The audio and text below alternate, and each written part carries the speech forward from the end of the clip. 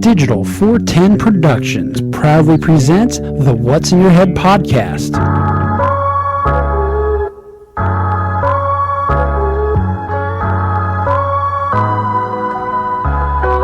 Digitized live from your company name here. Studios in Cape Coral, Florida. It's the What's in Your Head podcast with your hosts Gordon and Don Abernathy. What's up, what's up, what's up, OG5? Don't you love when your headphones are just a little too quiet where you can't hear yourself talking? Like, am I talking? Like, yeah, Don, you're talking. Nobody cares, but you're talking. Hey, Mike, how you doing tonight, fella? Oh, not too bad. You know, family stuff, work stuff. We're just going to throw this out there right now for those of you who are going to be tuning in. Well, if you're tuning in later, you won't be able to hear this, but if you're tuned in now and you're hearing this live, if for some reason we go somewhere, it's summertime in Southwest Florida, which means it rains every goddamn day. And boy, howdy, is it raining in Cape Coral. We're at a little lull right now. I'm locked down in my 1950s den, but it's settled down right now. But if we just vanish like Kaiser Sose off into the wind, it's because, well, it's Southwest Florida and my power went out or my internet went out. One of the two. The power's already gone out twice tonight since I've been home from work. So it's not too much of a reach, a chase, a grasp, and or just a hypothetical situation that there's a possibility that my shit may go out. So just throwing that out there. For show. For show. For shizzle. So what's going on in your part of the world, fella, other than the stuff you just mentioned prior? Yeah, I mean, you know, things with the kids and well, I only have a kid, but yeah, just, you know, going through life, you know, same kind of situation as last week. I'm in my second week in the office. Whoop, whoop. Whoop, whoop. My mic yeah, is super hot. I don't know why. I'm Robin Leach and the Rich and Famous, and I don't know why. If you got that fucking reference, you're old as shit. Yeah, like I said, I started out in the office, and, you know, you wouldn't think how nice having a quality chair would be. It's so funny you say that. Welcome to Old Man Office Talk, episode 43. Here we go. Let's get to it. I'm going to turn down my mic because it's super hot and I don't know why. Can you hear me all right? Yeah. Because I'm burying the needle on my end. So I recently bought a new mouse for work. I'm an IT guy. Yeah. And for whatever reason, when I started my job over a year ago, the office had me set up with a generic Dell keyboard and mouse. I wanted something wireless. I just went out and bought ironically, the same cheap wireless keyboard Logitech mouse keyboard combo I have two here in the studio. $19. But the mouse is essentially a travel mouse. This is meant to this is basically tuck this shit in your your laptop bag and take it for you. Yeah. And so when you're working 8 hours a day on a travel mouse, you're basically, you know, you're not you're kind of up. You're and so after a year, like, my carpal tunnel started acting up, and so I purchased a full-size mouse, but not only a full-size mouse, but like a weighted, like, not quite a gamer mouse, but like a $40 mouse. Yeah. And it helps because now my hands are more to normal size and I'm not cramping them. Now I need to switch a keyboard because, sadly, even though both of them are Logitech, fun fact, Logitech has 3 type of USB receivers and not everything matches. I actually had 4 or 5 Logitech laptop mice here from my shop with 4 or 5 dongles, and I couldn't get any of the motherfuckers to work if I downloaded the software. Don't know why. And so I got the mouse and I tried to unify my mouse and keyboard to the same USB adapter because I have one of the small, tiny Space Saver Dell Optiplex 7000s. That thing has like one C USB port on the front, one basic USB 3.0 on the back, and four on the back, one on the front. Well, now I have to run 2 fucking receivers because my Logitech keyboard don't synchronize with my Logitech mouse because one's a unifying receiver, one's a generic receiver. Sure. So now I'm going to buy a $30 ergonomic keyboard. But back to your point, my chair was a nice chair when they bought it for the previous employee. Mm-hmm. It had the little flip-out arch support for your lower back, which broke and collapsed. I've played around putting a water bottle, but it doesn't work. Recently, as I sat down, as I've gotten fatter, as we discussed the last podcast, the little plastic caps that cover the little beauty covers pop off. Sure. And one of the screws actually came out. and I put it. It's cross-threaded. I didn't build the chair. Somebody else built the chair. So anyhow, on the left back, where the back is connected to the arm, because that's how office chairs work. Yep. It's disconnected. So my left side. So long story short, yes, when you're working in an office, you need a quality mouse, quality keyboard, and I'm about to tell my boss, hey, sorry to do this to you, but I need like a new $300 chair. See, and that's interesting because the scheduler at my company happens to also be the office purchaser. And she buys. So she has like the best shit, and everybody else has the hand-me-down shit that she used to use. Well, and this company is a little bit different because when I started, I just had a basic chair, no armrest, nothing like that. And the problem was that all that faux leather was peeling off and getting all over the place. Naga hide, sir. No, it's fake leather. It peels. Naga hide doesn't peel. This shit peels. Right. And so I noticed I'd sit in it. A chair, to me, a chair is a chair. But so you thought before you got yourself an ass job. That's right. So I'm sitting in the chair, because I've got a nice, gaming style chair, racing chair from my parents for Christmas. And, I was sitting in this chair and I noticed that the piston had to have, started leaking or something like that because it slowly started sinking down. The two things happen. One, because as an IT guy, I've built and replaced a lot of computer chairs since 2004. I'm actually have one of my original. This is actually original computer chair from my office in 2004. One of 6 remaining. Two things happen depending on the quality of the chair and the weight of the person who's sitting on it. One, after a while, the piston does leak. But more importantly, what tends to happen if someone is a little on the heftier side, the cradle and the plastic cross that makes up the bottom of your chair, because it's basically a plastic X with 4 casters in it, that cradle will actually start to crack or the bottom will break out and the piston will actually start sinking down till it gets to the point where the bottom of the piston is dragging the carpet. Yeah. And so you're slowly sinking, but it's not actually the piston itself. It's the piston is sinking into the equivalent of a sinkhole here in Florida or California until it makes contact with harder soil below the chair, and at that point, you just got to throw the fucking thing away. Yeah. So I went to them and I was like, look, this chair isn't going to cut it. Is there? I even said like I don't care. Is there another one that around the office that I can just grab? And they were like, there's a Craftsman stool on wheels out in the garage. Yeah. So I was like, is there just something I could swap out real quick just to kind of get back to work and do what I was doing? And when I talked to my boss about it, he was like, just go to, I'll just call her Steph. Just go to Steph and say, bitch, give me a chair. Hey, I need a chair, just pick out. And I went to her. She came back to me and she was like, hey, go on. Not to plug it, but Office Depot. And because I guess they have an account with them and they were like, pick out whatever chair you want. I was like, oh, okay. Ooh. So I went on there and I picked out the first chair that I saw because I'm not, Are you like your kid where you just look at something and not check the prices? Because my kid does that all the fucking time at the store. Well, look, it's $5. It's 3 for $20. I don't need $20 worth of ice cream.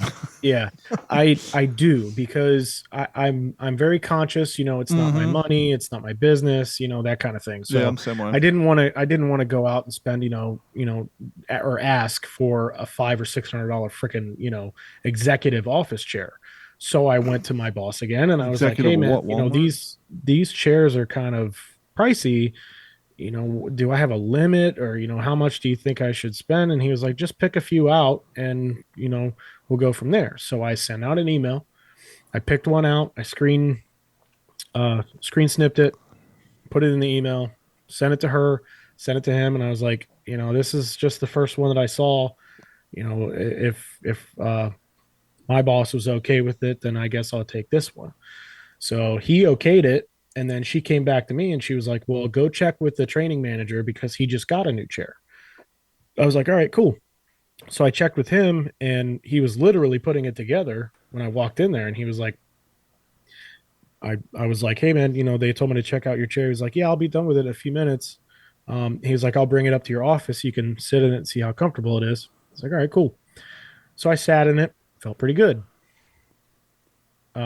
told her she could go ahead and order that. She ordered it. Now, is it expected bad form to delivery. rip a shit in someone else's brand new chair? Yes. Yes. Okay. No, thank you. Absolutely not. So I went to her. I was like, yeah, I'll take that. That's fine. Let me tell you, it showed up today.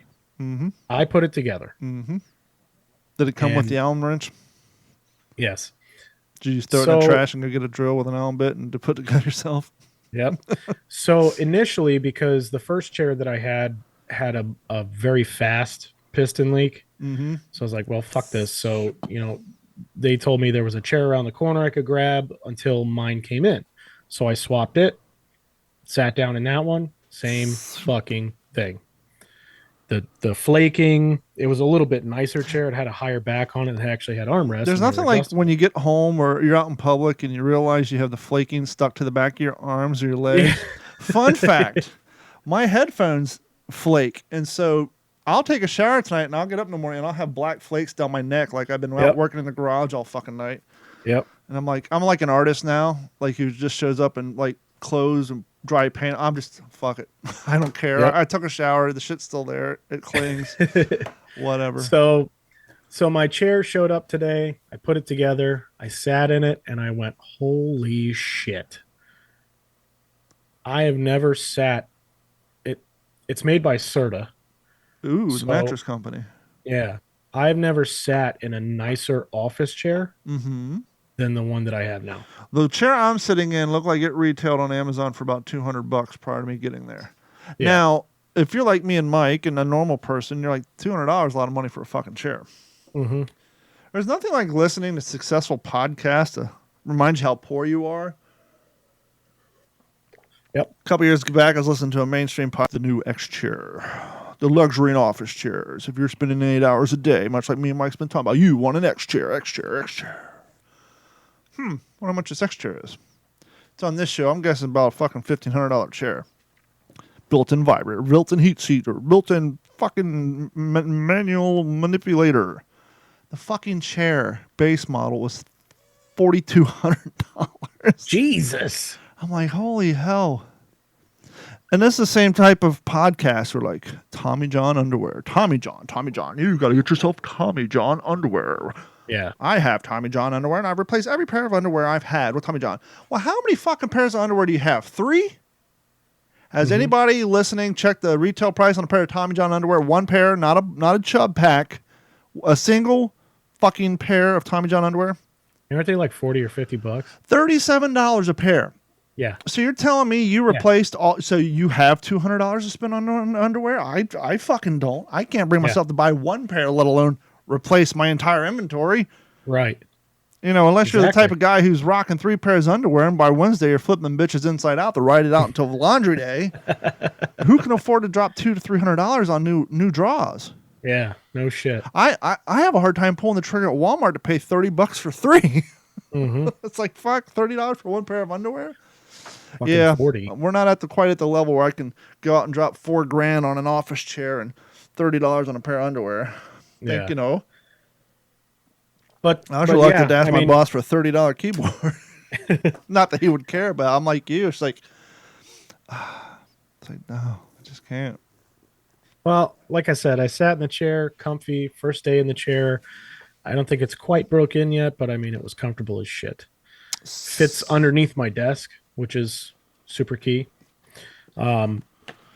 Yeah, there's a lot to say about a chair that actually fits under the desk. And I was talking to the young cat at my office the other day. I said, I've done a lot of computer setups in the last 18 years, and people buy these high-end, custom-made cherry wood computer desks, and none of them are engineered by people who use or install computers. Yeah. Nowadays, it's a little different with all the wireless shit, but back in the day, it's like, well, I got to go out and buy you 13 USB extension cables to make sure your keyboard can plug into your tower because they put all the holes in the worst places. Or I got to get you 2 video extension cables. It's like, who you're selling a computer desk. Wouldn't you engineer it so people can actually install their computers with the default length of wire that the damn computers come with? Yeah. And by the way, can my computer chair fit under the fucking thing when I'm sitting in it? Is that too much to ask? Not to complain, but my desk, the wires are all over the place. I mean, IT does everything that they can to try and, get, because we have our own ID department. And, well, as an IT guy, here's the problem. You can go in there and drop a metric ton on zip ties and Velcro ties. And as soon as you do, 2 weeks later, Sheila doesn't like where her fucking keyboard's located. And now she's bitching that the wires are all tied up. Yeah. And then you got to find somebody with a pair of diagonal cutters, get in there and snip them off. Or so you were in here last week, but now I got to put in an... It happens all the time. You just your hands up like... Well, the like my boss's desk, he's got like the two little cutaways for wire, hiding wire and stuff like that. But because I have in my home office, I have an L-shaped desk, and at work I have an L-shaped desk. In a heart-shaped box. My work desk is a little bit bigger than my home desk, but I would have thought that they would have put in like one of those hideaway things in the corner, but instead it's way off in fucking left field. And the only thing that goes through it is my office phone. When I worked at the radio station in my producer's studio, the console chair couldn't fit underneath it. So me and the waterman went out back, grabbed 4 cinder blocks, put 2 on each side, and raised the whole fucking console up the height of a cinder block. Yeah. So we got the Volkswagen back on Friday. Look at you go. How's that bill? The bill was only my deductible, so I got off light. Yeah. Line items. Why did it take 54 days to repair the Volkswagen? Page 1. Page 2. Page 3. A total of 117 line items of what had to be fixed, replaced, and refinished, and all of it's from hurricane wind damage. I don't want to bore the audience here, but I will just go through some of the fun, finer points. Removed and replaced the front bumper cover. And refinished the front bumper cover. Both the front left side grills, the grill assembly, the front and left headlights, the hood, both fender guards and the inside, new windshield, new sunroof, new trim, all new paint. And so they did a good job.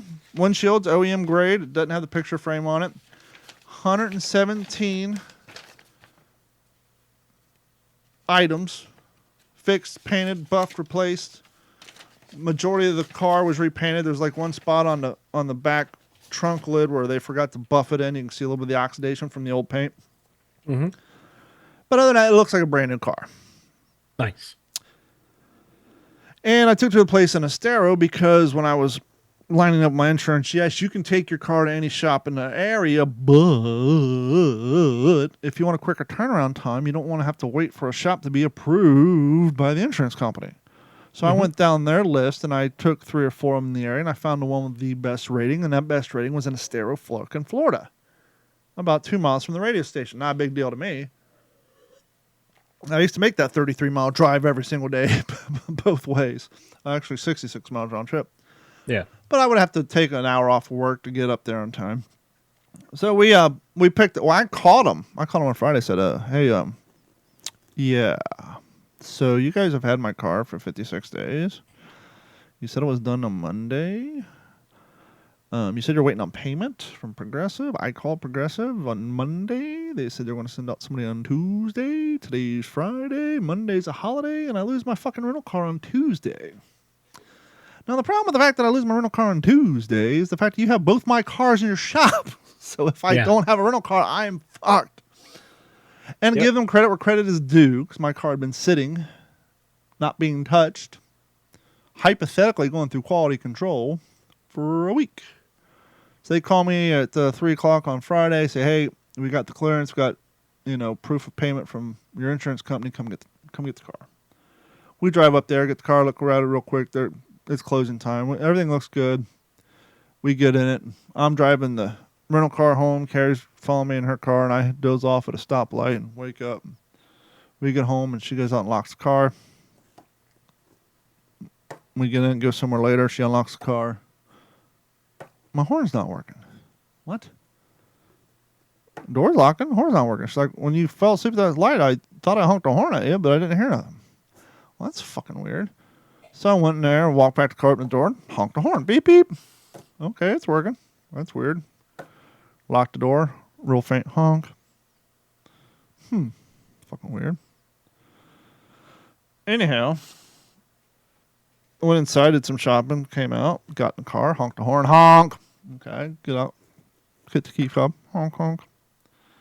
Send a text message. Something's wrong with my fucking horn. The horn started working. Nice and loud when you're running the car, hit the key fob, honk. So I'm Googling online how to hook up a car horn on a 2018 Volkswagen Jetta. Now, friends, if this was a 1991 Chevy S10 or a 1995 Ford Escort LX or a 1981 Suzuki Somersault or a 2005 Chevy Colorado or a 1991 Pontiac Firebird, all cars of which I've owned, by the way, you simply pop the hood, you find the horn, and you fucking just wiggle the wire and make sure it's seated. Well, friends, let me tell you about the Volkswagen. Volkswagen is probably one of the leaders in trying to beautify the engine compartment. Mm-hmm. And how do we beautify engine compartments? By tacking in as much plastic coverage as you can. So there is no popping the hood, reaching down in between the engine block and the fucking radiator, which is where a majority of most horns are, because there's a bunch of plastic covering that shit up.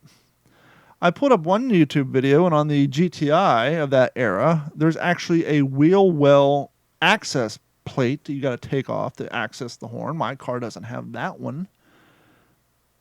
But so I called him. I said, I can't imagine anything you guys did, but I'm having this weird issue where my horn honks nice and loud, but with the key fob, I said, I don't know if it's my car starting. I don't think it's my battery's going bad. So anyhow, it's pouring down fucking rain. I go to Publix, and some asshole's sleeping through the light, and I hit the horn, and the fucking thing's not working. Get to Publix, shut the door, lock it. Door locks, no horn. Walk in, come back out, unlock it, lock it again, no horn. Get in, turn on the car, no horn. So as of right now, I have no fucking horn. And of course, to find people, this place is going to say, hey, drive your car all the way back to fucking Estero, even though we did a 117-point replacement, and I assume you had some sort of quality control. And oh, by the way, do you not lock the cars up at your lot? When you parked the car in the backyard and you went, didn't anybody notice that the fucking thing didn't honk, or it went honk, honk, real quiet?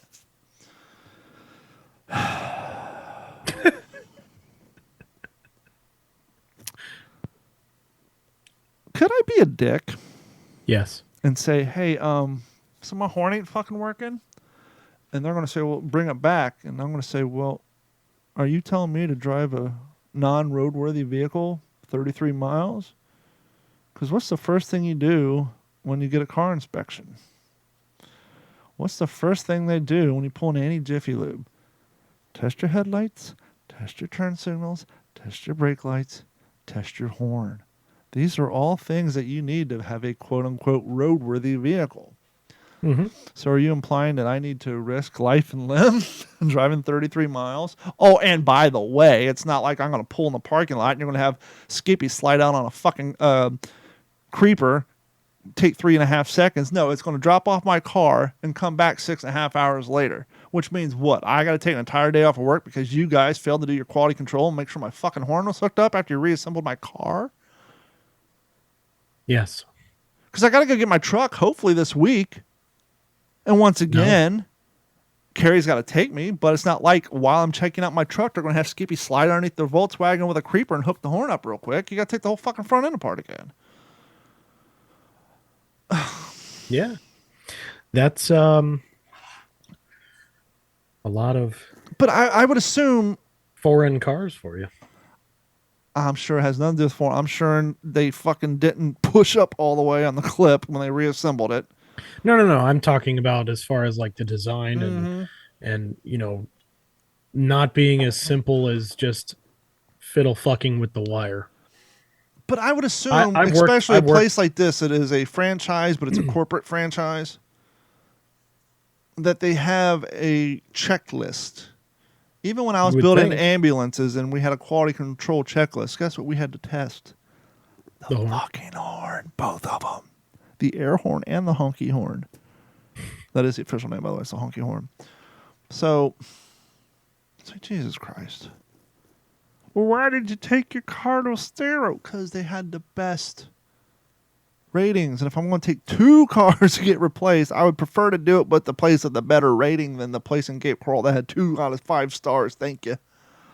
But anyhow, that's where we're at on that. Yeah. And I have a little story to kind of go with that. Mm-hmm. In 2016, Way back. way back, I moved back down to Florida from North Carolina. Flow rider. And was it, I think, a week or two?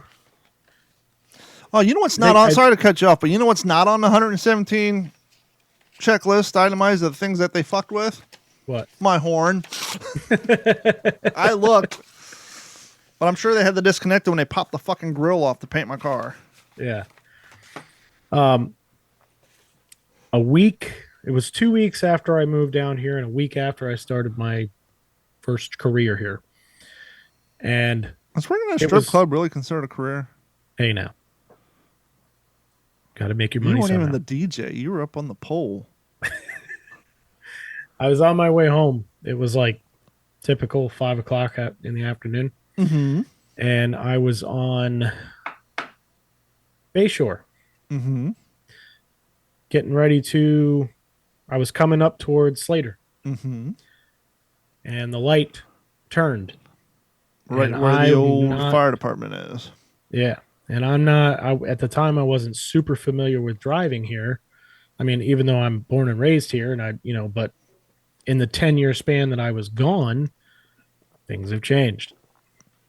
So the light turned, and I went, oh, fuck. Oh, fuck. And it was raining. So I come to a skidding stop, a little bit out into the intersection, just a little bit. Little Pete Rose slide. And about two seconds goes by, and just boom. A fucking dump truck ass-packed my pickup truck. Ooh, that's scary. Yeah. Hit me. Truck was fine for the most part. I mean, aside from the crinkling damage and stuff like that. So we pulled over into the gas station right there, and we kind of did the back and forth and whatnot. He had insurance, which was lucky. Little did he know you didn't. Yeah. But the bad part about that is that we both had the same insurance carrier. How is that a bad thing? Because they took their sweet ass fucking time. Fun fact, when Carrie got her first Volkswagen, we had a month, and I was driving it because my truck had broken down. I was taking a laptop back to a customer, and luckily I had it sitting on the floorboard. Mm-hmm. Sitting at a light, there's a Lincoln Navigator behind me. Light's red. She's one of these people who don't watch the light. She watches the traffic. Yeah. And there's a little funny thing that happens with the left turn lane. It gets a green arrow before the other lanes. Yeah. And since she's not paying attention to any fucking else, she drives right into the back of the trunk of the Volkswagen, crushing it on a brand new fucking car that's 28 and a half days old. Mm-hmm. She gets out. We both have Progressive. So it wasn't a big deal. She looks at me and says, "Do you have a cell phone on you?" I said, "Sure, why?" She's like, "I need to call my computer guy. He's on the way to my house to drop off my laptop. And I just picked up my car from the Mercury dealership having my car serviced." I said, "What is the name of your computer guy?" She said, "Don and at Computers." I said, "Nice to fucking meet you. Your laptop's in my car." So she cuts me a check, to which I promptly walk over to show the Lee County Sheriff because I didn't want him to think we're performing insurance fraud on the side of a road at an accident scene. Yeah. He gets a giggle, a chuckle out there. Yeah, brand new car. Got the entire trunk crushed in by a Lincoln Navigator that was just picked up from the dealership. And we both had Progressive. And so it got done rather quickly. But, yeah. See, in my experience, it took a lot longer. Because they didn't send out the insurance adjuster right away. And, it was like week after week. And it was, I was trying to just get my life back on track and get back to normal. And when they told me, okay, well, we're going to, have you send your truck in, pick a place. Yeah. And I went, okay. And, being, young and naive and not knowing, what I was doing, because prior to that, I mean, every vehicle that I had was really old, and if it got a ding in it or somebody hit it or something, it wasn't a huge deal. I'm turning 45 in 30 days. Yeah. I've had insurance consistently since I was 32, but I've been paying for insurance off and on the 30-day scale. Yeah. Not to teach anybody how to drive illegally, but if you're between the ages of 18 and fucking 32 because, well, shit's expensive. Yeah. You want to find you one of those places with like an 800 number with a cartoon character or maybe a fake NASCAR driver. One of those type people. Mm-hmm. And what they'll do is you can buy a policy. And then when you're broke the following month, it'll take them 30 days to notify the state that your insurance is lapsed. And then you can go renew it. So you can skate without losing your license for about 28, 29 days. And they're the type of places that'll just renew your policy without a whole without any new down payments. And so I did that for about off and on for like fucking 10, 12 years. Yeah.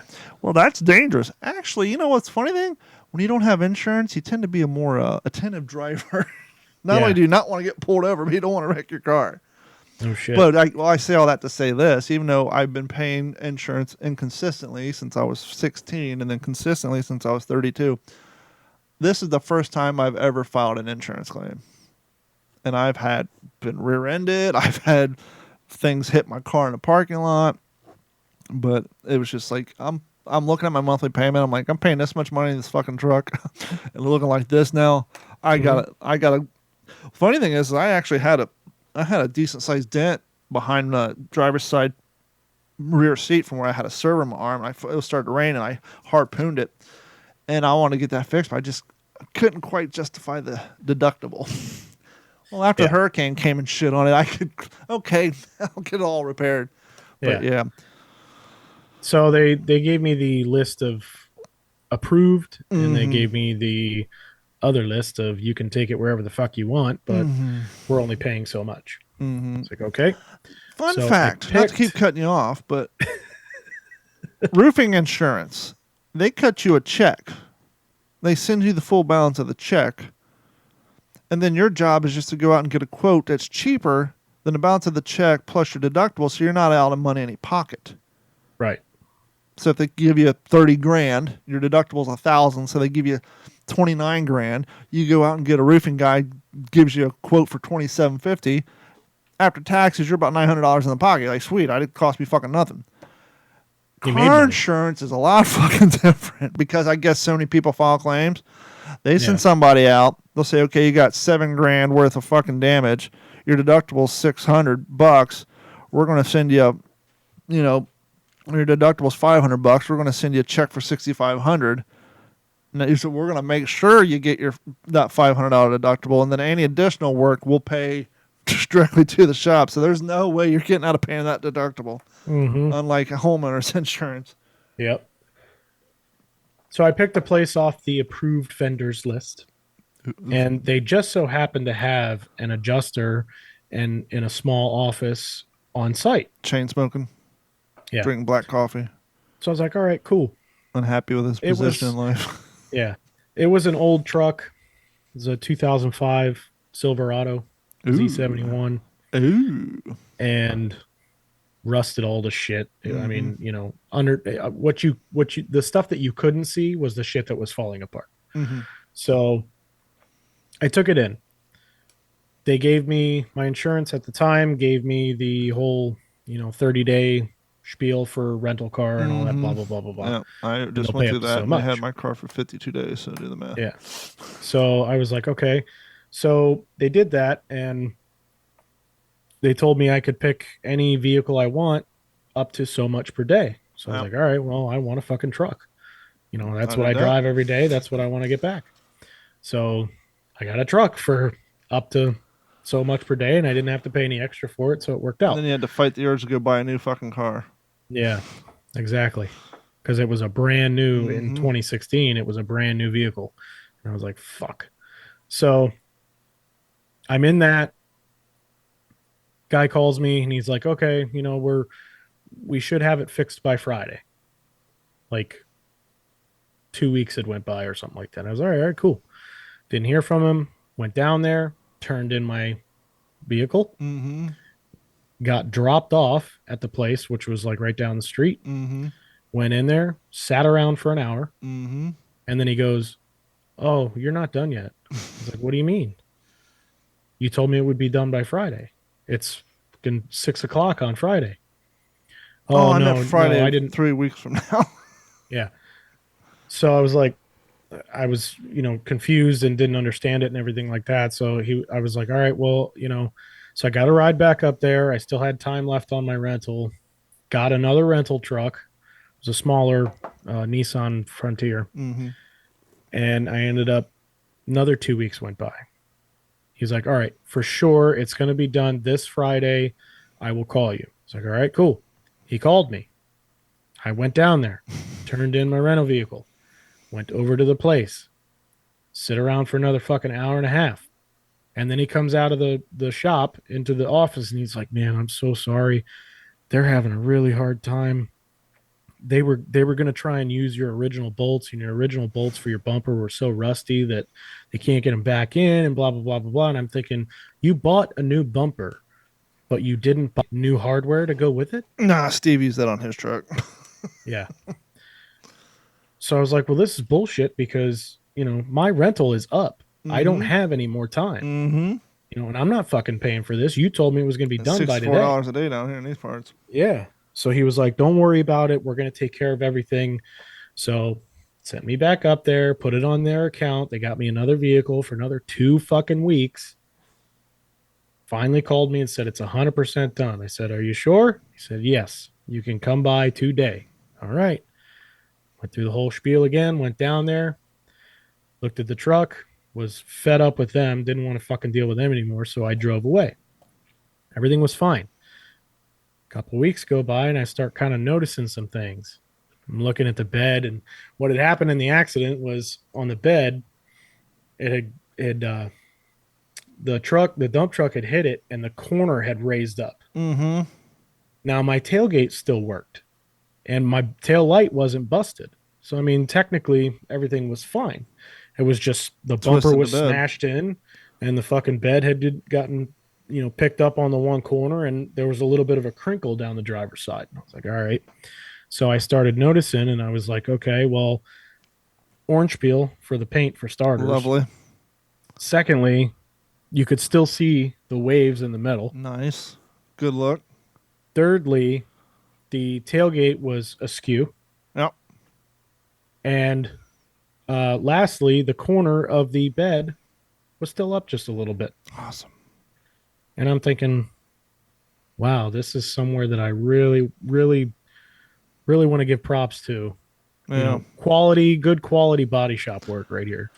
Yeah. And I probably should have taken it to Gerber or something. But that's my story, and I'm sticking to it. Hey, there you go.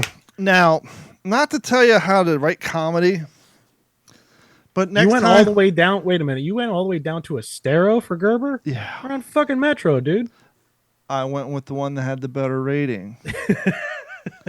Now, I'm not here to tell you how to write comedy, but next time you tell that story, especially following up my story, cut 45 seconds out of it. Say, I picked up my car, everything worked great, but the fucking horn. That's called a callback. Everybody had a good time and laughed. But no, I was going to ask you, well, did the horn at least work? But yeah, Gerber's the one that can't hook up a fucking horn. But yeah. You're bitching about a horn not working, and my entire bed was still fucked up when I was done. Whatever happened to taking pride in your sport and or hobby that had a hint of danger to it? Are we talking like give me an example? Is that hockey maybe that's what's like separate? Hockey, baseball, football, surfing, anything? Skateboarding, any sport has an inherent danger. If you're a girl who plays how many girls in high school did you see who played volleyball wearing a fucking leg brace because they blew out their goddamn knee on the gym floor? Sure. Inherent danger of participating in your sport. Sure. That's something you take pride in. Yeah. Skateboarding, you got fucking road rash all over you. You fucking went to school with your road rash. You didn't cover it with Band-Aids and all that shit. Mm-hmm. Hockey, you got a tooth knocked out. You fucking kept the tooth out. Football, you saw some stars. You fucking walked it off. Battle scars. Maybe that's why our generation was the father. Are you technically a Gen Xer or are you a millennial? Yeah. See, my generation, we're the father of extreme sports. We basically invented base jumping, bungee jumping, snowboarding. The fucking X Games. The X Games. We brought skateboarding to what it is today. We didn't invent it. That was invented by my father's fucking generation, but we brought it to what it is today. Yeah. 6 years ago, I get it, because it's a female softball thing, and I get it. You're in high school. You want to have your pretty face and pretty grill, but I was talking to one of the girls who worked at the radio station, and she taught high school softball, and even she was disgusted by the fact that they all want to wear the face mask out in the field so they don't get their dinger and knock their pretty girls in. I get it. You're a chick. You don't want to get hit in the face. Wear your fucking catcher's mask in fucking center field.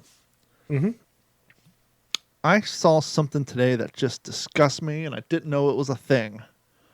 Uh-oh. It was a podcast featuring two high school boys baseball varsity coaches.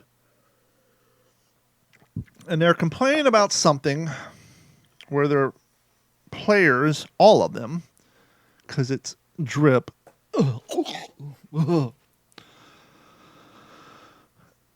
drip, to wear sliding gloves in their pocket while playing the field. You're probably asking the same thing I asked. What the fuck's a sliding glove? They want to do this because the major leaguers are doing this. We went from Babe Ruth smoking, chewing dip, eating fucking raw red meat, and waddling out to the goddamn home plate and calling his shot and fucking hitting home runs. We went to Tommy Lasorda fighting fucking umpires and being fat and sloppy. We had Pete Rose doing head first slides on every fucking base. Every kid would recreate that in every gravel sand lot around the country and get all kinds of stones embedded in their hands. Fucking Nolan Ryan, the strikeout king, went until he was, what, like 46? Mm-hmm. You got hockey players playing with broken femurs. Major League Baseball players, because they don't want to hurt their piggies, are wearing now something called a sliding glove, so that when you slide to steal a base, you put a little oven mitt on your leading hand so that you don't accidentally stub your finger on the basey base. Get the fuck out of here. In that case, I get it. You're making millions of dollars a year, especially if you're like a pitcher. Maybe you might be able to not swing the bat if you have a broken piggy. Even though the guys who've been playing for the last 100 years, they were able to fucking do it just fine. You know, first it started with the fucking pad for their arms so they don't get hit with a wild ball. You know, don't get hit with a fastball in their bicep. Now they're wearing fucking streamlined oven mitts when sliding into bases so they don't stub a finger. And of course, all the high school kids see this, and the middle school kids and little league kids. And so they're not just wearing a sliding glove when they get on base, when they're a base runner. They don't hit the ball, get the first, put the sliding glove on like Willie Mays Hayes. What was it? He hits like Mays and runs like shit. Oh no, he hits like Mays, but yeah, whatever the line was. They wear it in their pocket, hanging out like a flag while playing the field when they're not up to bat, because it's stylish. It's cool. It's stylish to be a fucking pussy. When we grew up, the only time we wore helmets and knee pads when we were at skate parks that fucking required them. And you got an entire generation of people who know how to fall. We've talked about on this podcast before, me and Gordon and Dave. If you skateboard, snowboard, bike, doing anything that's extreme, you learn how to fall. Mm-hmm. Because you don't want to fuck yourself up. Yep. So yeah, if you're riding a half pipe, you're riding a bowl, put on a fucking helmet. You're doing kick flips out in the street, take the fucking helmet off, learn how to fall. Well, and, you know, one good fall, That's all it takes. especially like skateboarding or something like that, that'll learn you real quick. Mm-hmm. You learn real quick, okay, maybe I shouldn't put my hand out like that. The last time I counted, I was like in about 9 different places. Last time I counted when I was a freshman in high school, I lost count around 73 scars that I had acquired from skateboarding since I was in 3rd grade. But yeah, I saw that. I'm like, wow, sliding gloves. That's fun. I mean, next you're going to tell me that we're going to get rid of metal cleats again. Yeah. We're going to go back to wearing fucking Chuck Taylors. Did I give you the update on the walleye fishing guys? I think you did Okay. 2 weeks ago. I think you Let's said you look. were actually going to give him a kayak. No, not that. Not those guys. Talking about the walleye fishing guys. The guys who got arrested for putting. Yeah. The weight gate. Yeah. Anyhow, they got like, I think 30 days in jail, and the one guy lost his $100,000 fishing boat. But yeah. What you get? Remember, we'll do this one first. News you really need to pay attention to. If I would say the BRIC countries, would you know what I'm talking about? The BRIC countries? BRICS, BRICS. BRICS, BRICS countries. I'm not familiar. If I asked you what the global reserve currency is, what would you say? Gold? No. The American dollar. Back in the day, we made a deal with the OPEC nations that oil and fuel would only be sold in the American dollar. And basically every financial institution around the world, bank-wise, their reserve currency, meaning doesn't matter if you're in Sweden, England, fucking Russia, all the national banks, their money is backed up and stabilized using the American dollar, which is why we often have a better rate than most countries. That's why the dollar is worth more than just about any currency in the world. Well, as you may or may not know, if you don't watch the news, which I get the desire not to watch news because it's all fucking shit. But this is news you need to be aware of. And this has been going on for 4 or 5 months. BRICS stands for Brazil, Russia, India, China, and South Africa, and now along with 34 other nations are trying to establish a separate currency that would significantly disrupt the stability of the global financial system. The dominance of the U.S. dollar as the world's reserve currency has preserved the level of stability and predictability in international trade and finance. Introducing a new currency would create an uncertainty and a potential to lead to the currency war, as countries try to delve their currencies to gain a competitive advantage. And so basically what Brazil, Russia, India, and China, and South Africa are doing is saying, hey, we're going to start our own kind of financial institution. And our countries, along with 34 others that are signing up, we're no longer going to trade in American dollar. We're going to trade in probably most likely going to be the Chinese currency, the yen. Now, we already know China's trying to take over the world. We already know China's coming in here buying up all our land. We know China's doing all kinds. They have the 1,000-year plan to take over the world. And so right now, they've been pushing us hard. And you say, well, what's the horrible things that could possibly happen if this happens? Fragmentation of the global trade. The introduction of BRICS currency could lead to the fragmentation of global trade. Currently, U.S. dollar serves as the common currency for international transactions, facilitating trade between countries with different currencies. If BRICS were to establish their own currency, it would create a barrier between BRICS countries and the rest of the world, making trade more complicated and potentially leading to the decline in global trade values. The lack of trust and credibility. Establishing a new currency requires a high level of trust and credibility in the issuing of authority. While BRICS countries collectively represent a significant portion of the global economy, they have diverse economic and political systems. This diversity could undermine confidence and stability in the governance of BRICS currency, leading to a lack of trust among international investors, businesses, and consumers.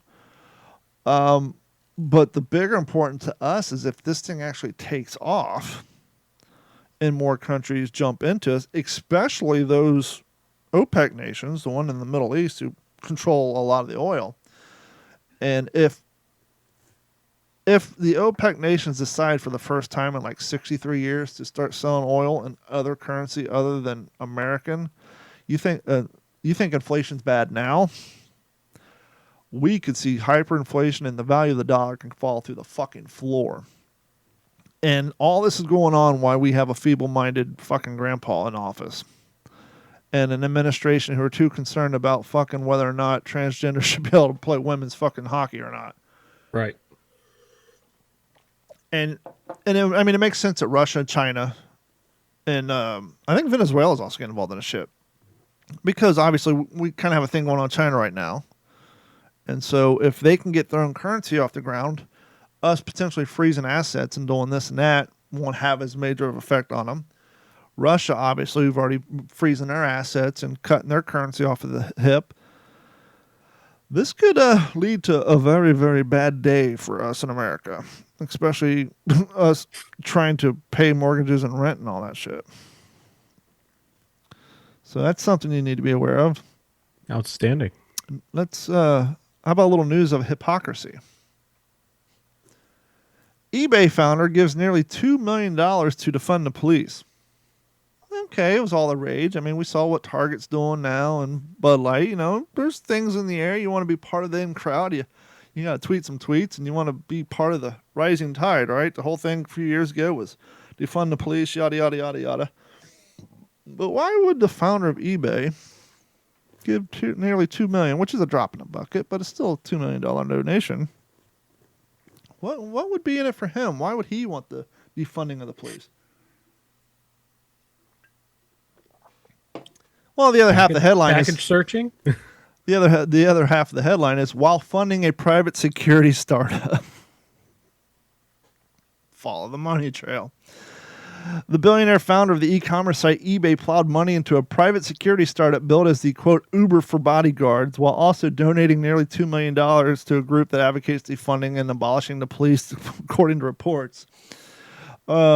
Pierre Odenmeyer, whose wealth is valued by Bloomberg Billionaires Index as $8.91 billion as of Friday, reportedly forked over $500,000 to organizations that protest police involving killing George Floyd in 2020. Two other organizations tied to the Odenmeyer Newark Police Link and Democracy Fund received $1.3 million to sponsor websites called defundpolice.org, to a tool used by advocates to call for the cuts in police budgets, according to independent journalists. Then he donated $300,000 to a movement for Black Lives, to an organization that describes itself as abolitionist coalition reporting FANG, who prior to becoming an independent journalist worked for years and reported for The Intercept, a news site founded by Odenmeyer. When we say defund and abolish the police, we mean that exactly, the movement of Black Lives wrote in a recent statement. So this guy's basically saying, hey, if we minimize the police forces, they can hire my crew, and I can make a shit ton more money.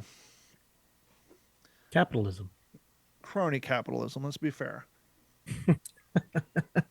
There's a difference. I'm a capitalist through and through. But I believe in making appropriate profits on work and our goods and services rendered, not doing something like where I buy stock Meta and then use my power as a politician to try to outlaw TikTok, which is eating Meta's lunch, thus driving the stock value down. How is that even fucking legal? And it's both sides. It's both sides of the party doing it. Even Dan Carlson is stocking Meta. I don't get what's going on in the world, Mike. Me either. Did you hear about the white supremacists who crashed a U-Haul truck into the White House? I did. Had a Nazi flag on him. Yep. What do you think would happen? He tried to crash into the White House. He hit the fence. What do you think would happen if? Well, and he wasn't white, by the way. Right. What do you think would happen if that guy had a Nazi flag and a Trump flag and was white? A lot of Trump supporters would then be labeled as white But he would supremacists. clearly go to prison, right? Yeah. I mean, we got nutballs who walked around the Capitol building taking photos, getting 6 to 10 years in prison for January 6th. Yeah. And so I would suspect that this fellow would get arrested too, as he should. You wrecking the fucking White House. The alleged neo-Nazi accused of ramming the rented U-Haul truck into the White House security barriers will be held in federal jail pending detention hearing next week, according to the reports. Sahib Vanish Kundala, I think he's Middle Eastern, 19, appeared in the Washington, D.C. federal court Wednesday, where Magistrate Judge Robin M. Merriweather ordered he be jailed until the hearing next Tuesday, CBS reports. Kandalua from Missouri slammed a box truck into the barriers along Lafayette Square, just steps from the White House late Monday, U.S. Park police officer said. He had allegedly planned the attack for 6 months. Not a very good plan. With his goal to, quote, according to him, because this is how democracy works, to get to the White House, seize power, and to be put in charge of the nation. Because this is a Hollywood movie or a monarchy, right? You just kill the king, and all of a sudden you're in charge now, right? Yep. That's how it works. Kandaloo was accused of threatening to, quote, kill the president if that was what he had to do. And he praised Nazism and Hitler. He was originally charged with threatening to kill, kidnap, and inflict harm on a president, vice president, and or family members, as well as assault with a dangerous weapon, reckless operation of a motor vehicle, trespassing, and destruction of federal property, the U.S. Park Police said. Fair enough. Story over. Story was over. We won't be talking about it. Right. Clearly the guy's a fucking nut. Right. We have a long line of people getting off of some pretty serious charges for being a verified nut. Yes. You think you can walk into the White House, kill the president, and all of a sudden we're going to bow down and say, here you go, sir. What do you want to do? You're clearly a fucking nut. Absolutely. But with that being said, charges should still hold. He wrecked a car. I mean, if we're going to put old white people in jail for taking selfies in front of the fucking Nancy Pelosi's door, this guy we should definitely throw the book at, rightfully so. His federal charges have since been downgraded to a single count of depreciation of property of the United States depreciation of property of the United States in excess of $1,000.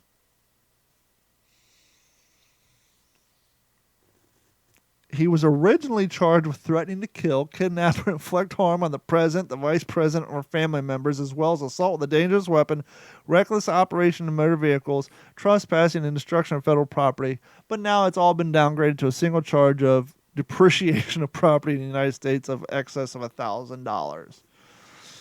I'd like to know who his lawyer is. Kandula, a self-described unemployed data analyst, was taken into custody after ramming the barriers with his vehicle just before 10 p.m. on Monday. And as Mike said, he did have a swastika in his truck. He struck the barrier once before reversing the box truck and launching towards them again, ramming the structure for a second time, according to the statement and facts released on Tuesday. Certainly. He then allegedly hopped over the driver's seat and went to the back of the smoking truck. Quote, the officer watched as Kandula removed a red and white flag with a Nazi swastika in the center from the back, his black backpack, and was carrying it, document states. No one was injured in the crash. No explosives were found inside the vehicle. Kandula later told federal agents he took a one-way flight from St. Louis to Washington, D.C. and arrived around 8 p.m., court papers stated. He then allegedly rented a U-Haul box truck and then drove it directly to the White House. He allegedly said his goal was to, quote, get to the White House, seize power, and be put in charge of the nation. When asked how, he responded he would, quote, kill the president if that's what I have to do, and would hurt anyone that would stand in my way, according to court documents. Mm-hmm. Despite being stopped by a security barrier, Kandula told investigators he was successful because he had hoped to send a message, the court document states.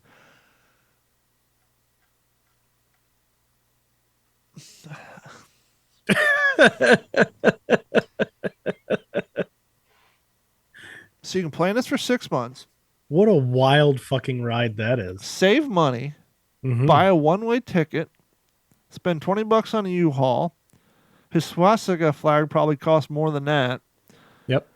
ram his vehicle into the White House, create chaos, exclaim his objective was to kill the president and anyone who stood in his way and seize power to control the nation. And his charges were downgraded to destruction of property over $1,000. Yep. Okay. Sounds on the up and up.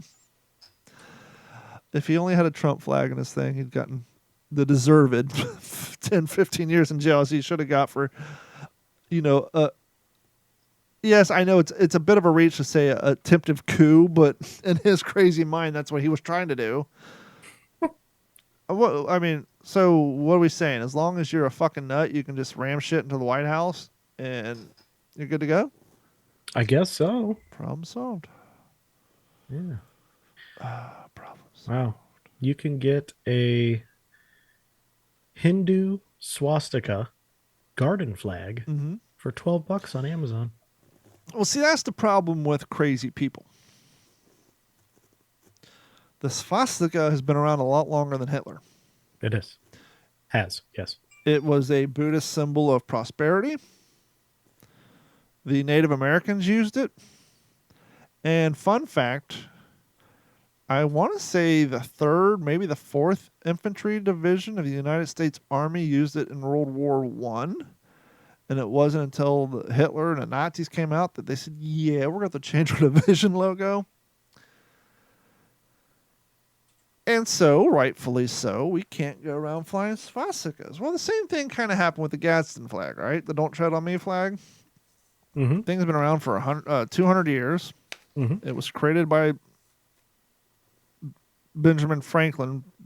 Actually did join or die, but the Don't Tread on Me flag came around the same time. And it was a representation of the colonists, the dirty rebels, who were telling King George III and Britain not to tread on us. And it was used to boost morale and used as a patriotic symbol through the Revolutionary War. Obama got in office in the early 2000s. A bunch of people who didn't like him started the Tea Party movement. They hijacked the name Tea Party, and they all started flying Gadsden flags. Don't tread on me. And it got to the point, by the end of time Obama was out of office, there's people getting sent home from work for being racist for having Gadsden flags because the flag was co-opted by a group of people who some may like or some may not. But my point being is now you got to be careful where you fly that flag because the meaning of it has been hijacked. Yep. And living here in Florida, we see this all the time. And I actually had a discussion with somebody who was born in Florida. The Confederate battle flag. Otherwise known as the rebel flag. Otherwise known as Confederate flag. And down here, you'll see Southerners with the sticker with the Confederate flag that says heritage, not hate. And as a historian, I get it. It was a Confederate battle flag. It was not a Confederate flag. It does not represent racism or slavery or anything else. However, that flag was co-opted by a bunch of racist fucks called the Ku Klux Klan. And it was used when confronting Martin Luther King and other prominent people who were trying to fight for people's civil rights, rightfully so. And as somebody who grew up in Kentucky and Ohio, I told this person this. Anyone who openly flew that flag would most likely drop the N-bomb when watching The Cosby Show or The Cops. So yes, that flag is represented by the world's worst fucking people.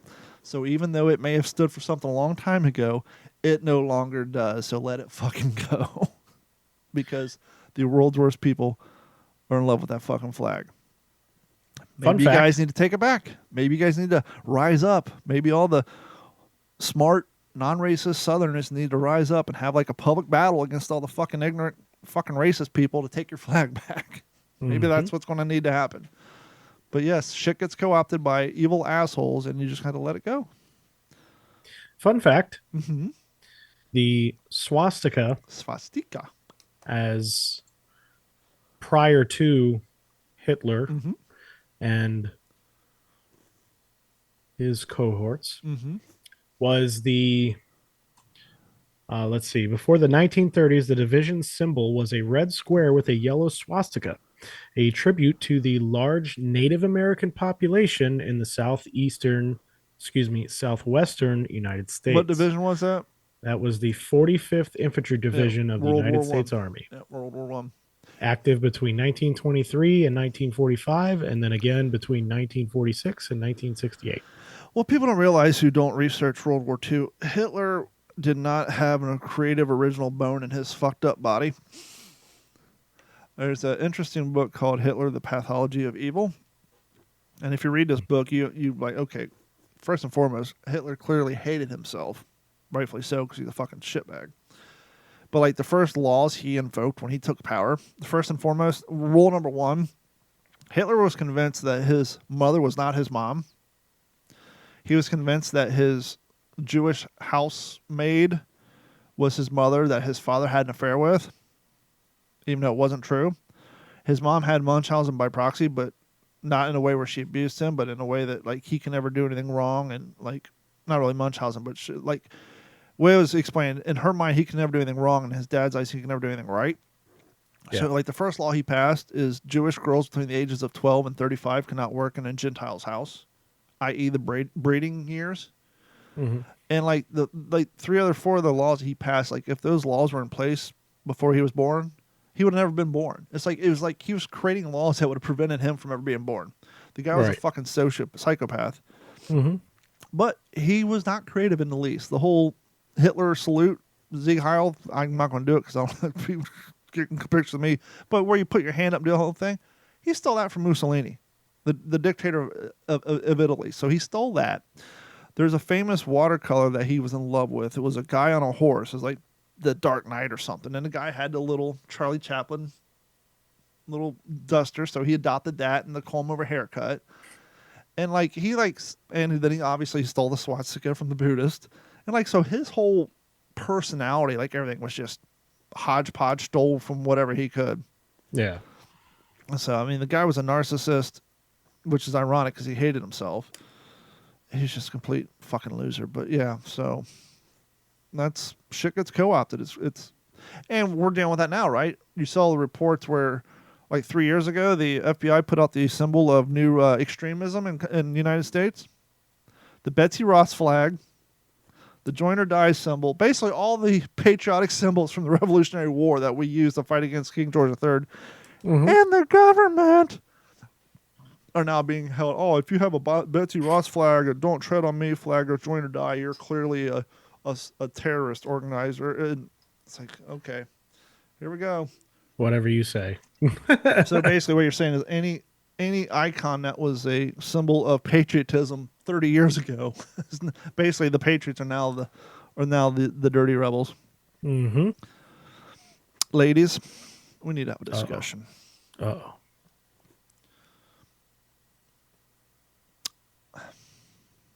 Look, he may be good in a sack. He may be magical with the tongue. He may be well endowed. But is it worth it? You all need to stop hanging around with these fucking psycho dudes. We had that piece of shit Brian Laundrie down in Naples who killed fucking old girl and ditched her body. Tennessee woman who disappeared during cross-country trip was found safe. Boyfriend reportedly arrested. Los Angeles, California, a woman who went missing while cross-country road trip to Orange County, California with her boyfriend has been found safe, police said Tuesday evening.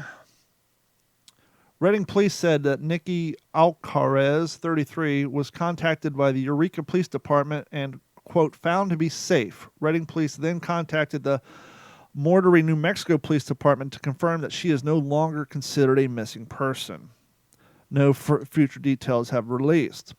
The Alcarez family had said they believed her to be in danger. She was believed to have been spotted at a Walmart over the weekend. Her boyfriend, Taylor Dickship, was reportedly arrested, according to local police, through details on that aren't. reports, though details on the arrest weren't immediately available. Alcaraz left her home in Tennessee for a road trip in her black Jeep with her Cheese Dick and her dog. They planned to travel to Orange County to visit her family, but 3 weeks ago, the 33-year-old mother disappeared in Monterey, New Mexico. Quote, there's a lot of possibilities that I'm scared of after not hearing from her for 3 weeks now, said the sister. There were signs of trouble when the couple reached New Mexico. On May 4th, a Torrance County Sheriff Department report showed Alcaraz with a black eye. A witness said that Cheese Dick punched her in the face. The report said Stanton claimed. The report says that he claims he was also hit. Sounds very familiar. I remember the whole Brian Laundrie thing where the cops pulled her over and she had a black eye and he called her, she hit me too. Neither one chose to press charges. They left in the police station separately. Alcaraz was dropped off by the police in a mortuary where she called her sister. Quote, her eye was already turning, because obviously it's FaceTime.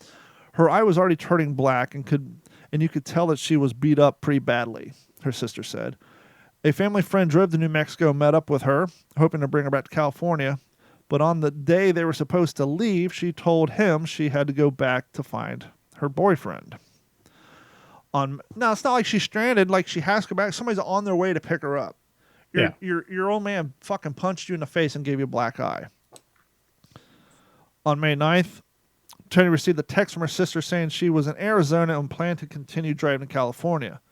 A license plate reader picked up her Jeep near Flagstaff, Arizona earlier in the month, but police said her phone appeared to be out of service. Cheese Dick Fuck, her boyfriend, has an unrelated arrest warrant out of Tennessee tied to theft charges. He has not been seen since their interaction with the Arizona police. So she went missing for 3 weeks after a FaceTime with her sister with a black eye. Clearly the boyfriend, luckily in this case, she ended up being safe. But this, like, with the exception of her being alive, this is almost line by line the Brian Laundrie fucking homegirl story. Yeah. And I don't get these chicks who stick around with their dudes who not only beat the shit up. How many times have you seen the scabby fucking meth girl walking down the street, a homeless girl, and she always has some scabby methed out dude? And you're looking at him like, I guarantee 87% chance he's the reason she's homeless because she couldn't fucking let him go. I don't get it. I mean, don't get me wrong, guys. I know there's a lot of shitty women out there who treat their dudes like shit, but come on, ladies. You have the most powerful substance known to man in your control. That is the vagina. There's no reason to stick around with some dude who's going to beat you up, do horrible shit to you, lead you down the bad path where you're going to end up fucking homeless or drugged out. Take the power back, ladies. Fucking leave these guys. Mm-hmm. There's no reason. And this chick's lucky. She didn't meet the worst case scenario, but yeah, there's a fantastic song I would love to play, but I'd get hit with a copyright infringement. It's by a group called Atmosphere out of Minneapolis. Yep. And this song should be the national anthem for Domestic Violence Awareness Day. And the name of the song is The Last to Say. And it's basically, or he's talking, let me get the lyrics. I can't play the song, but I can. Atmosphere, last to say. Lyrics.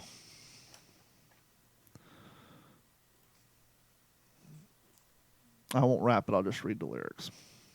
And I don't even think it's, I don't know if it's the Domestic Violence Awareness Day, but it should be. And it's like, as somebody who was like, grew up in this situation, not with my dad, but one of my mom's boyfriends back in the day. That shit hits home. Mm-hmm. As far back as he cares to remember, he used to see his old man lose his temper, and Mama's pretty face would catch it all. On a regular basis, the nest would fall.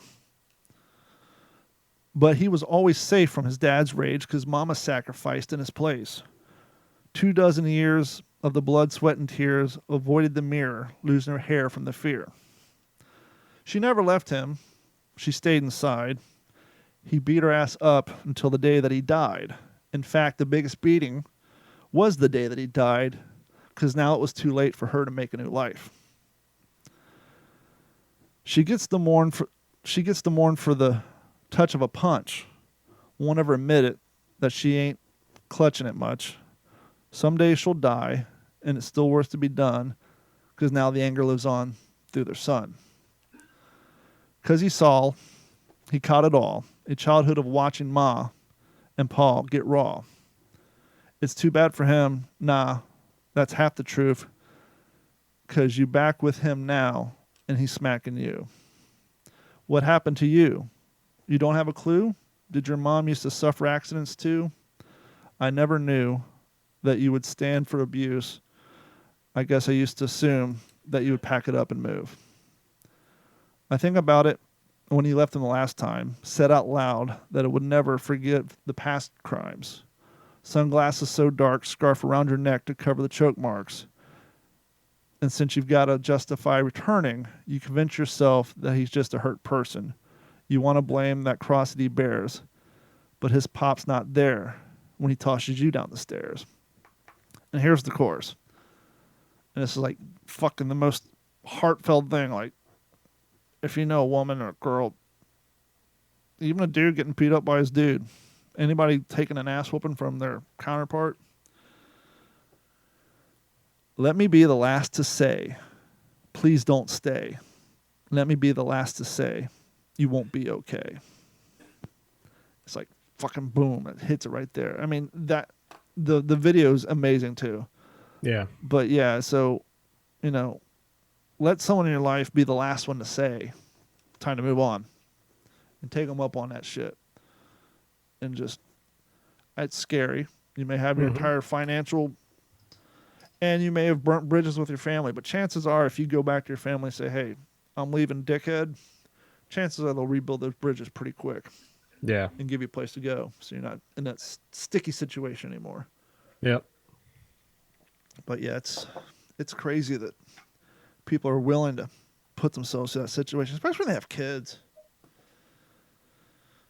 Yep. But anywho, boy, I brought the show down. But that's what we do here on the What's in Your Head podcast. We talk about what's in our head. And I was reading that story right before the show. I'm reading. I'm like, God, this is just like the Brian Laundrie story. Mm-hmm. Except for luckily that dickhead killed himself and got chopped up by alligators. For show. Found a cool saltwater place to go fishing. Saltwater? Mm-hmm. Brackish Okay. water-ish. Did I send you the video of the kayakers off of Cape Burnstore Road that were fishing out in the mangroves, and the little water spout came and picked their kayaks up and threw them like 20 yards away? You might have. I don't remember that one. So anyhow, I was like, well, where are these guys fishing at? And there's a place in Cape Coral.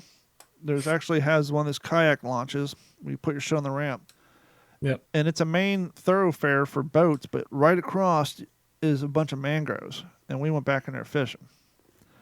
Obviously, I don't know the first thing about saltwater fishing. So I will say I caught a sail catfish on a crankbait. Don't ask me how.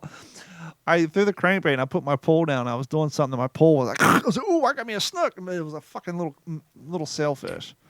But yeah, I think we're going to change our monthly mystery tackle box to a saltwater box for a while to get some saltwater bait so we can go try to expand our fishing horizons. Hell yeah. I will say it's kind of nice to be out on the water for 6 hours not having to worry about alligators. Yeah. But, yeah, saltwater fishing I need to get into. It's fun. Yeah.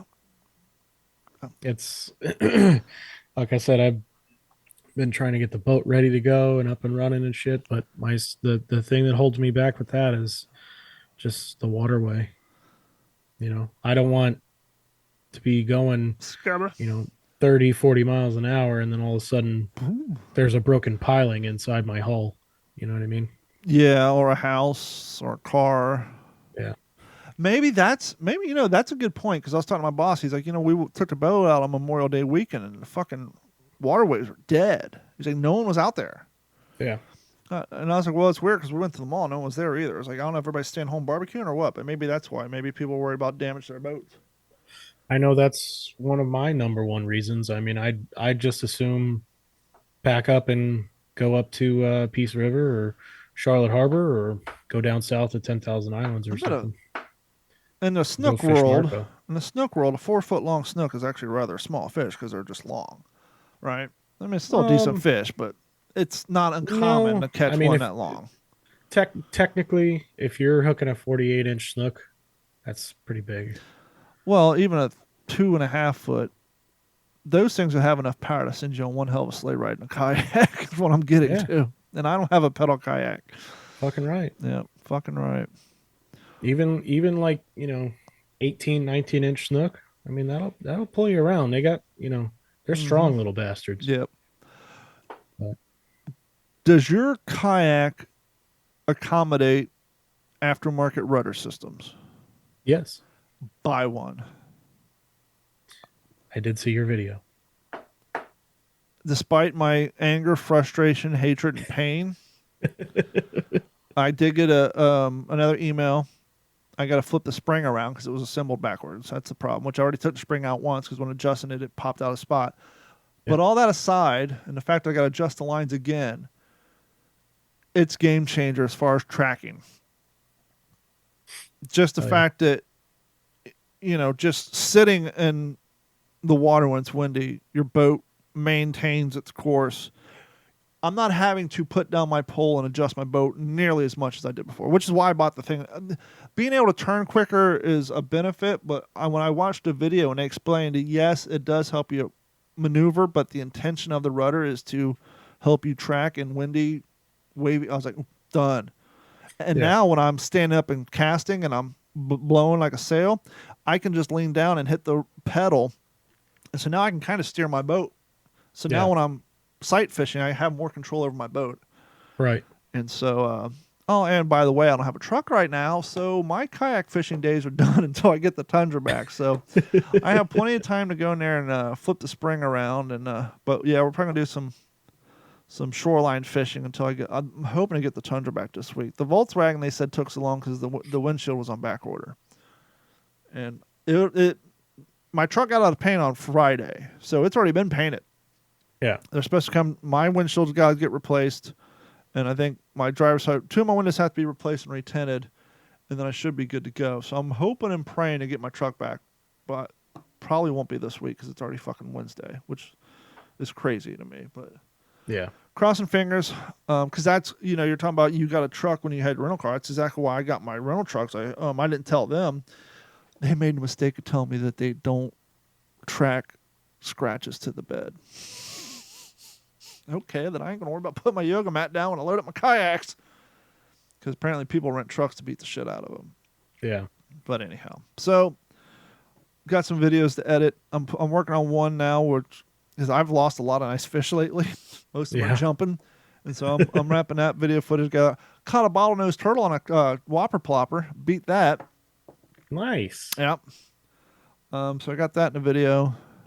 And I'm going to start working on Carrie's video for her Hobie. And I'm going to get me, I think I'm going to get me one of those camera mounts you have so I can put a camera behind me. Yeah. I might lose the head camera for a while until I get my third camera repaired. But just to change up the camera angle a little bit. I've seen some other people doing that where they don't have the body camera on, and it works just as good because they got the front facing and the one behind them kind of shooting over the shoulder so you can see their full body in front of them. So I might. I think if we're gonna go with like a branded one, it's like $70 on Amazon. Like that. Yeah. Okay. Because the one that I got, it was a gift, but it's stationary. So I mean, you can fold it and kind of maneuver it however you want to, but it doesn't extend. Yeah, no, the $70 one I'm looking at is Yak Attack, and it's the ball jointed one, so you can adjust it out, but it's two pieces, and so you can kind of adjust it out and adjust it this way. So it's actually made up. It breaks. It's about 4 feet tall, and so you can kind of really stick it out. My only concern is I might put it on the left side of my boat because I cast over my right shoulder, and I don't want to whack it. Yeah. And I did get a new mount for my front one. The old front one I used to just stick on with the sticky tape and it kept popping off. Yep. So I got the Yak Attack 6-inch mount.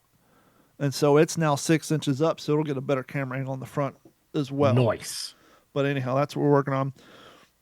Hell yeah. Real quick, we haven't given away the second bag of coffee yet, or the coffee mug for the Patreon members. So if you haven't done so, head over to d-410.com or what'sinyourhead.com. Click on Patreon. It's $1 a month. We're going to give that bag of coffee along with the What's the Scuttlebutt coffee mug on What's the Scuttlebutt next week. And then we're going to do another giveaway on Patreon as a thanks for you guys supporting the show. So if you want to support the show, head over to d-410.com or what'sinyourhead.com. Click on the Patreon link, subscribe. There's 3 plans, but you only have to subscribe to the $1 a month to be eligible. And we're doing some giveaways there. And if you haven't done so, please head to youtube.com, like, subscribe, watch our videos. That doesn't cost you $1, and we are monetized. And so the half a fraction of a penny that you generate by watching the video adds up. And that goes a long way to support the show. So for myself, Mike, and Gordon should be back next week. We want to thank each and every one of you for hanging out with us, and we will talk to you soon. This has been a Digital 410 production.